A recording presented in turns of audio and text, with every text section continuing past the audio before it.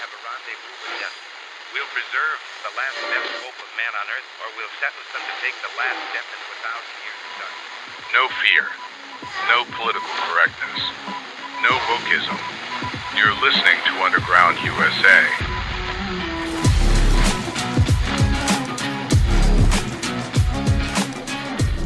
Thanks for downloading, listening, and sharing. My name is Frank Salvato. You can find all we do at undergroundusa.com. So how much of a complete asshole is Mitch McConnell?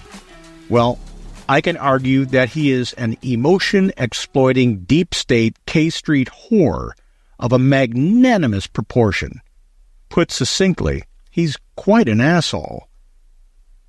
Anyone who listens regularly understands how much I loathe McConnell, a demonstrated Republican in name only, who clings to his lust for power and control like Charleton Heston clung to his Second Amendment rights. McConnell, the titular head of the deep state Republican Gang of Six, comprised of himself and U.S. Senators Susan Collins, Lisa Murkowski, John Curtis, Lindsey Graham, and John Thune, recently took a shot at Trump Health and Human Secretary's nominee Robert F. Kennedy Jr. on the issue of vaccines and the vaccine approval process. Kennedy, many would argue, is a bit more informed on the issue of vaccines than Mitch The Sino-Bitch, who, with regard to COVID vaccines, now proven to be chock full of side effects and absent the promise of immunity, infamously stated this. I can say as a Republican man, as soon as it was my turn, I took the vaccine. I would encourage all Republican men to do that. And? It was a modern medical miracle. That doesn't work if people don't get vaccinated. So for whatever influence I can have over those decisions, I want to encourage everyone to get the vaccine. And? These shots need to get in everybody's arm as rapidly as possible, or we're going to be back in a situation in the fall that we don't yearn for, that we went through last year. Now, the oracle of rhinoism and purveyor of pseudoscience is feigning a superior scientific intellect in attacking a Kennedy ally, Aaron Siri, singling out Siri's questioning of one vaccine to blanket suspicion over the whole of his opposition to Big Pharma's addiction to profiteering off of vaccine creations for anything and everything the commercial marketeers can concoct, all under the guise of protecting the American public. McSino Rhino said this. For decades, I have been proud to work with devoted advocates, from Rotary International to the Gates Foundation, and use my platform in public life to champion the pursuit of cures for further generations. I have never flinched from confronting specious disinformation that threatens the advance of life-saving medical progress, and I will not today. Efforts to undermine public confidence in proven cures are not just uninformed. They're dangerous.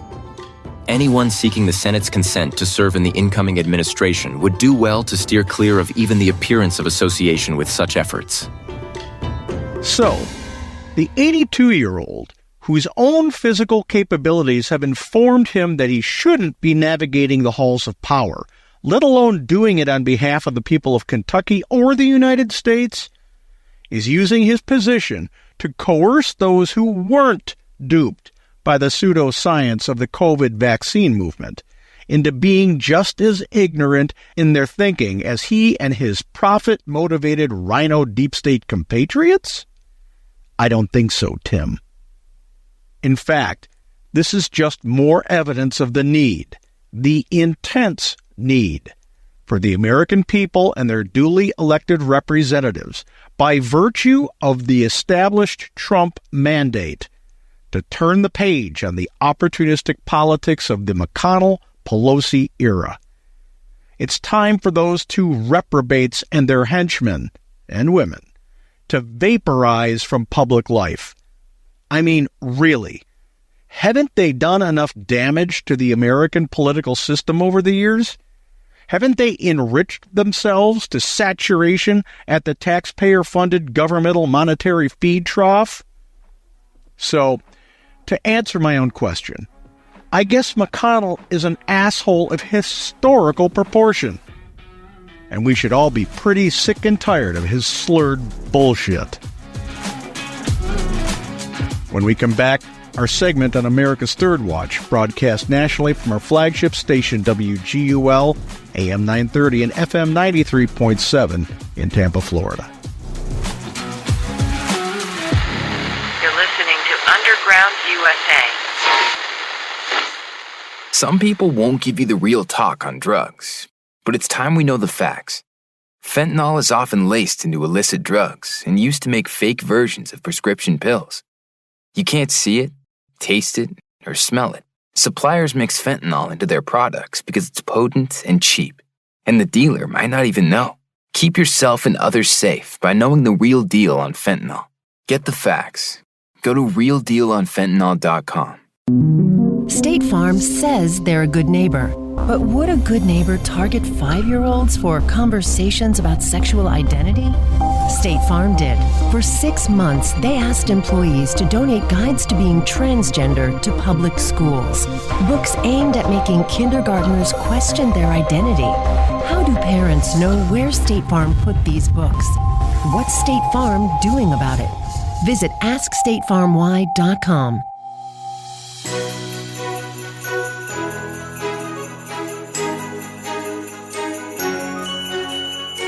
News, insight, passion.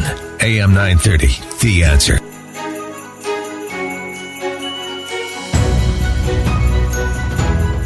You know, Frank, there's a lot to talk about, obviously. I want to ask your opinion, of course, about the drones. There's more coming in about the shooter and the aftermath of how people are reacting to all that. But just a quick question, because, of course, in California, we had the Santa Ana wind event earlier in the week. It was a pretty good one. And the Malibu fire continues to burn. Several homes have been lost. But a lot of times in the news, Frank, they'll tell us the fire is such and such a percentage contained. In this case, it's at about 30% contained. But is that the perimeter of the fire, the area of where the fire was covered, or how does that really relate when they tell you that on the news? Well, a percentage indicates how much of the fire's perimeter is encircled by what's called a control line. Mm-hmm. When a wildfire is described as being a certain percentage contained, it refers to the portion of the fire's perimeter that's been surrounded by a control line where the fire's unlikely to spread further. Oh, okay. Very, very interesting, because you know, it can be a little misleading, you know, because you hear this percentage number and you think, well, more is better, but where it's actually happening with the fire. And of course, folks, we ask Frank these kinds of questions because Frank is a retired firefighter and is a great resource, obviously, here on the show. And no, but I appreciate that. I'm sure everybody else does as well, Frank. Yeah, I was more an urban and suburban type of firefighter, but then you have to learn about everything. It's important to distinguish between containment and control. Containment doesn't mean that the fire is extinguished. It specifically refers to that perimeter line. Mm-hmm. Very interesting indeed. Yeah. Well, you know, and I just mentioned the drones as well. And at this point, Frank, maybe we should call the fire department. I mean, at least they'd be decisive and try something with these drones. At least make it hunting season. Right. You know, you can't tell me. Yeah, I mean, and I refuse to believe it. If someone said, "Well, I've never heard of such a thing," well, I'd say, "Well, then you really don't understand how our technology and sector within the government works. You can't tell me we do not have the technology to jam signals to those drones to make them fall from the sky." Right, and that's exactly what we should do with that, because this has the stink of Chinese spy balloon all over it. Oh, yeah.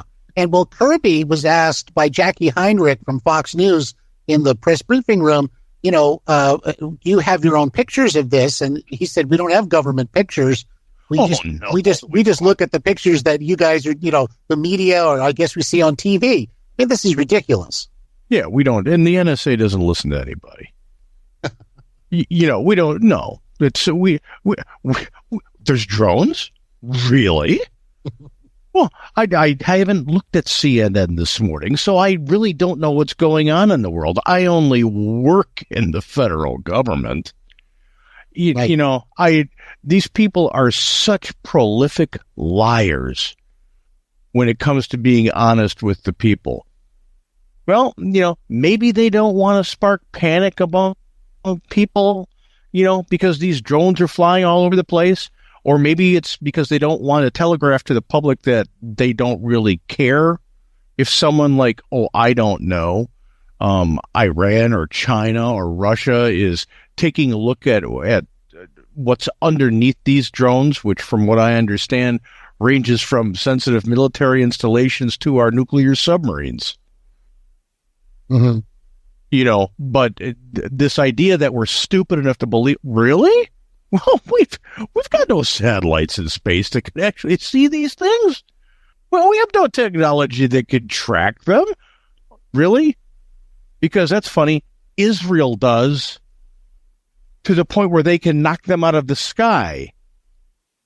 Yeah, So, exactly. Why are you selling me this line of BS? Is it, or are you just phoning it in for the last so many days of your administration until you can actually take advantage of the blanket pardons and disappear? Right. Well, but again, you know, because we're so close to the next administration, can an event like what we're witnessing with these drones be some sort of precursor to something else that would be an evolving worse problem for Donald Trump? It's kind of like a got you last, you know, going out the door, and now look what Donald Trump's got to do. You know, he has to deal with this now. Well, but he will. That's the point. And I think all of this will start to disappear once he's sworn in again on January 20th. Because they know that there will be a response to this. This is a parting middle finger from the faux community in the world to the United States and the Biden administration, because they know he's a pussy. And he won't do anything unless it's give money to people who chant death to America every day. Mm-hmm. This guy has been the worst thing that's ever happened to the United States as far as sovereignty and defense is concerned in the history of our country. He makes Carter look like Patton. It is Friday, and we're already having fun. I hope everybody's got some great weekend plans. But, you know, Frank, of course, we were talking about those drones. But something else that I think is just quite sickening is the fact that people are lauding the shooter from New York City. I think we talked a little bit about that during our time on Monday. But now the McDonald's workers that were working at the time when they called 911, the police came in Altoona, Pennsylvania, they have to have security details now, evidently. Yeah, what have we come to? That's just ridiculous. I mean, that's just ridiculous. What kind of an intellectual barbarian decides to take it out, take their backwards thinking out on somebody who's just going to work at a McDonald's? Yeah, yeah, exactly. But it could have been anywhere. I mean, he could have been at the Waldorf Astoria or something. I mean, it's just so sick that, okay, well, now they're somehow now responsible for our big hero to now be in chains, that kind of thing. But why is the guy a hero? Right. I mean, this is the point. I get you could, it's okay to say, boy, I can understand his motivation. I can understand why he might want to do something like that, but you've got to be enough of a human being with a level of ethics and morality to say you don't go around assassinating people. Because of somebody's job. This guy's job was to see. He doesn't go out and say, how do we screw the people today? He's running a major corporation. This isn't. He's not a villain in Gotham. He wasn't a villain in Gotham because he's dead now. Yeah. So if you're If you're celebrating the death of a human because you don't like the state of affairs in the health insurance industry, then you're a lazy coward. Do something about it. And that doesn't require locking and loading and taking another human being's life. Well, Start organizing. The left organizes when they don't like stuff, and they change legislation and create legislation, and things change.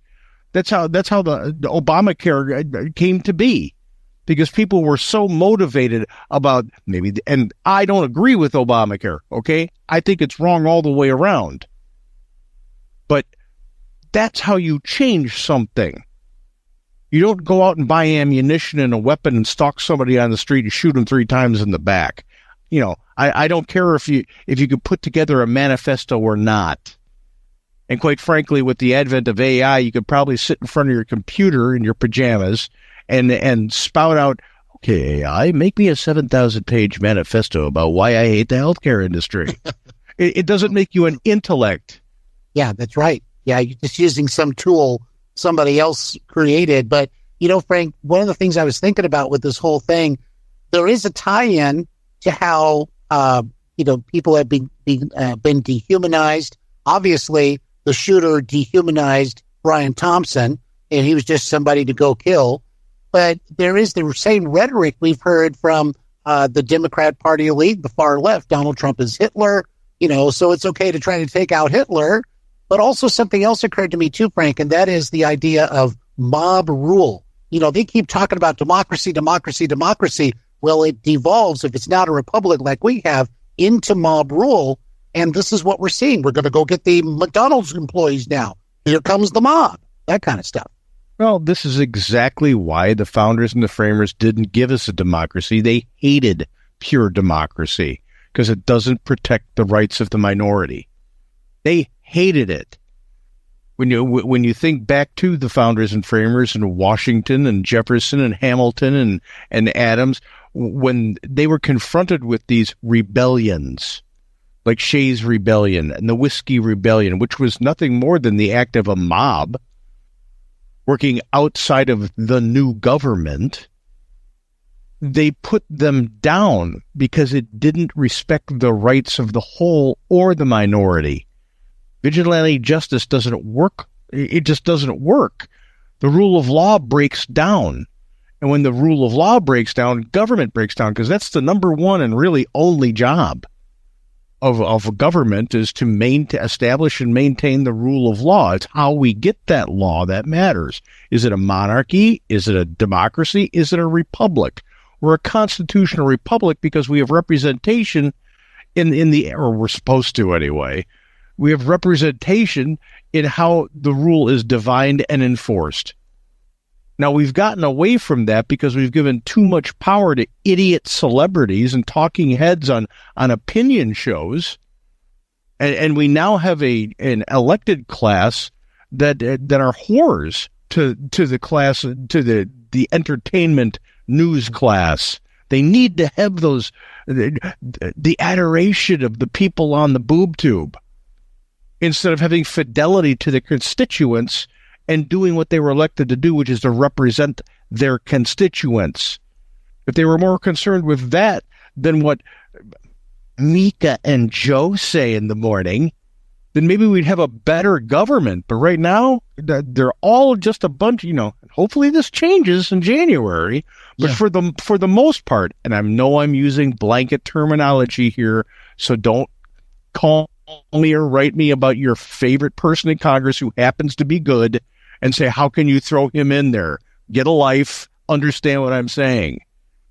But our elected class sucks. They're panderers for numbers, and it's all about let's get reelected. And in that mindset, in that way of thinking, I've got a lot of respect for the people who are walking away, like Joe Manchin and Kyrsten Sinema. Mm-hmm. They went in, and their final act is to give a middle finger to Chuck Schumer on something that he's trying to move. They said, no, we're not doing it. And by the way, not coming back. Your game sucks. I'm going home. Well, exactly. And, but of course, the Democrats in general are trying to give the middle finger to Donald Trump. and set up things. And I think to just try to exacerbate these problems, across the board, so that is much more difficult. But Trump, like you were saying just earlier, Frank, Trump is decisive. He will act. He will do something, and that's the antidote to the Democrats, I think. Well, let's put it this way: he's walking in with a mandate, not only for an electoral college landslide, but a popular vote victory, and he doesn't have to pander to get reelected this time around. He can go in like a wrecking ball, and he should, on offense, not on defense. Don't play their game. Find every weakness that they have and exploit it to the extreme to destroy the machine. I'm not saying destroy the government. I'm saying destroy the deep state bureaucratic machine that these uniparty jerks, and I had to catch myself there, Kyle, that these uniparty jerks have put into place over the last 125 years since the progressives came to town. It's time to get the cancer treatment for the progressive movement. And it's time to give the government back to the people and get it back to a representative government, because right now we don't have one. Yeah, see, that's the thing. And, some people even take issue with calling Trump a disruptor, but he has to disrupt what the corruption has, what's built up. I mean, he's got to disrupt that system. And so that's why I'm just wondering why people have such a terrible time with that particular term. But he does have to take out what they put in already. Because it's not a nice thing to say, so we can't call him a disruptor. We have to call him Hitler. Hitler's a nice thing to say.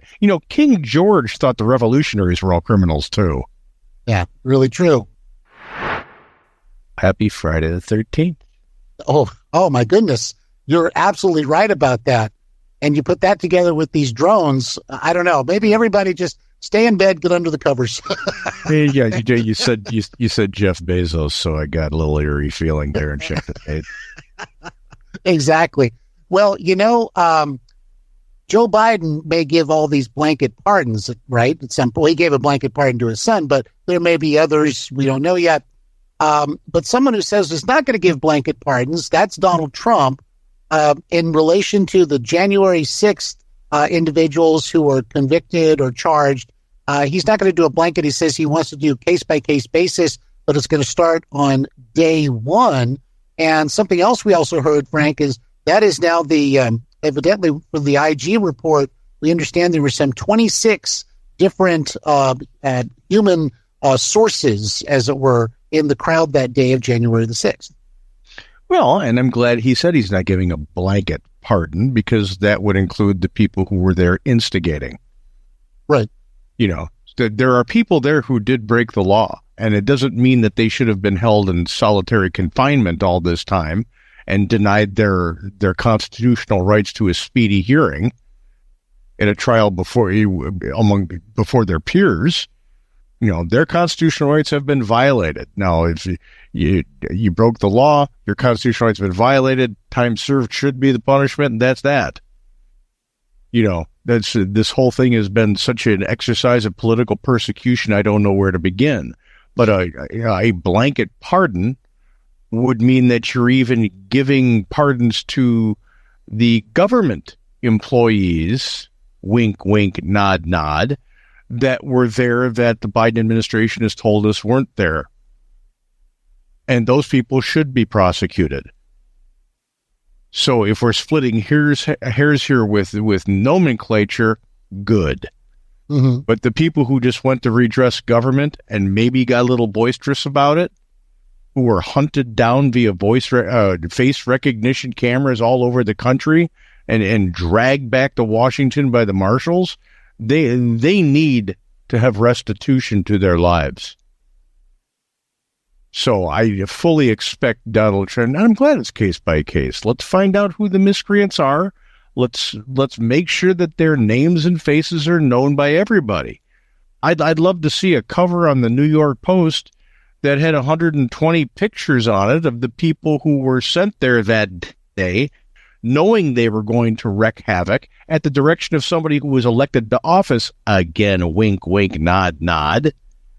Mm-hmm. And I want to know who they are. And I want them to feel such heat that they start talking about who told them to do it. Because those people are the ones that should be prosecuted. And that's not tit-for-tat retribution, prosecution that will be happening. That's people being held to the letter of the law. The Democrats have been saying it ever since they took power under Biden. No one's above the law. We're about to find out if that holds water on January 20th, 2025. Exactly right. Exactly right. Well, Frank, we have the New York mayor was talking with the incoming border czar, Tom Homan, and the photos that have come out of their meeting, it kind of looks like Tom Homan's looking at the mayor kind of saying, I can't believe you're saying what you're saying. But somehow Mayor Adams is saying words to the effect that, well, we just want to get rid of illegal aliens if they're doing crime repeatedly or they're being violent. But everybody else, somehow he sort of, lionizes them. Well, they're fine. They have jobs and are working alongside what he calls long-term New Yorkers. So I guess these are the new terms, I think. Yeah, Adams is talking out of both sides of his mouth because he doesn't know the lay of the land going forward with Trump coming in. His city is one of the cities who have been most egregious to this. He came out, I believe, yesterday admitting that there's 500,000 children, illegal alien children in his city that they can't find the sponsors for who are supposed to have people here. So you don't come out blazing information like that and then say, but the ones who are actually working, who have jobs who are keeping our economy going, that's okay. Land shark, don't worry about it. That's fine. Yeah, no kidding. It's just a very, very bizarre time.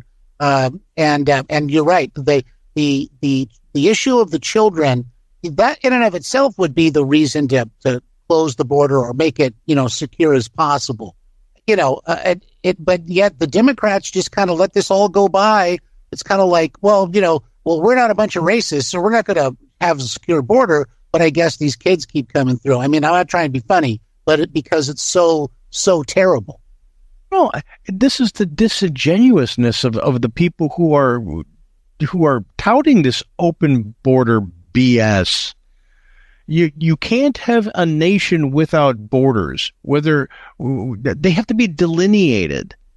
And immigration, especially for a country like the United States that wants to receive immigrants because that's how we were born, you have to have a way to say, you know what, when you want to empty your prisons and put them on a 747 and land them at O'Hare, we're just not going to let them run out into the city. Mm-hmm. That's not going to happen. We have to have a vetting process to make sure that's not the case. And for whatever reason, whether it's to create an entire new generation of voters down the line, or to pad the DACA rolls, or whatever their reason was to diminish demographics that are already established here, they've just decided they don't care if it's criminals, people. They just don't care. And if you question it, you are a racist. And if you're somebody who's leading the move to question open borders, you're Hitler and a Nazi. Oh, right. Exactly. Well, and speaking of having a more secure border, unfortunately, Frank, we've got a lot of the materials for the border wall, a lot of the steel, the panels, and so forth, of the actual wall itself that had not yet been installed. That's all going to, and they have been in the process of this for a while, but they're auctioning this stuff off for as little as $5. And talk about, again, trying to do something to the incoming administration. Yeah, I think we were talking about Trump being described as a disruptor. This is the Biden administration's version of taking the W's off the keyboard. Yeah. That happened after the Clinton administration when George W. Bush came into office. This is the childish BS to thwart the will of the people. Now, they can say it's Donald Trump wants to build a wall all he wants. The majority of people voted for it. This is what the American people want. This is, too bad. You've got a minority of loudmouth people on the left who haven't thought it through, who are okay with Lake and Riley getting murdered. That's the consequence of this open borders thing is crime and 500,000 kids who have no adult supervision. They can't find any sponsors. This is the result. Not to mention what's coming over the border as far as diseases that weren't here before the Biden administration reoccurring, like tuberculosis. And that's just a fact. Open your eyes and do some research. If you want to go, you can't say that they're disease-ridden people coming over the border. Yeah, I can, because it's the truth. Look it up, educate yourself, and quit being so stupid. Yeah, well, unfortunately, you have a lot of people coming from areas that are incredibly poor and without a lot of the modern medical, availabilities that we have in a first world country. And it's not that they're bad people. They just have a problem. So we have to vet them and scrutinize them. And if their asylum applications mean they should be here, then we got to get them the treatment they need before they come in and affect the population. That's just smart. But we don't have smart in the federal government right now. We've got ideologue in the federal government right now. Exactly.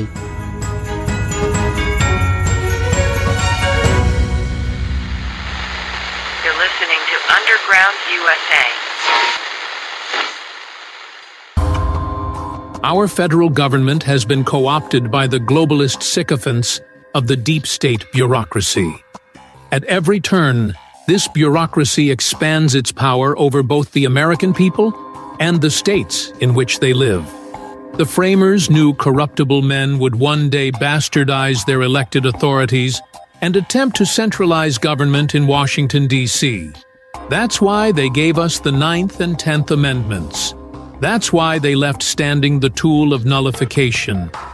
In his book, Nullification, The Case for Decentralizing the Federal Government, Frank Salvato lays out how states can claw back their constitutionally mandated powers from the overreach of the federal government, doing so in a manner that prevents a second bloody civil war.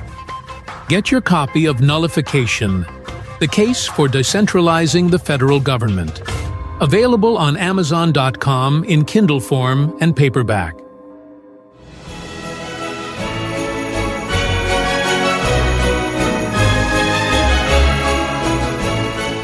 If you like the podcast, please head on over to undergroundusa.com. Sign up for our Substack. Comes directly to your email inbox, circumventing the censors and fact-checkers and all the rest of those unmitigated assholes. And as we get into Christmas week and the new year, don't forget to talk politics, current events, religion, and other pertinent subjects with your family, friends, colleagues, and acquaintances. When we have these conversations, and when we listen just as much as we speak, we come to realize we've got a lot more in common than we do in difference. And when we realize that e pluribus unum, the deep state doesn't have any control over us anymore, and their political opportunism gets hobbled at the kneecap. That's a really, really, really good thing. You're listening to Underground USA. No fear, no wokeism, no political correctness, and screw the deep state. My name is Frank Salvato.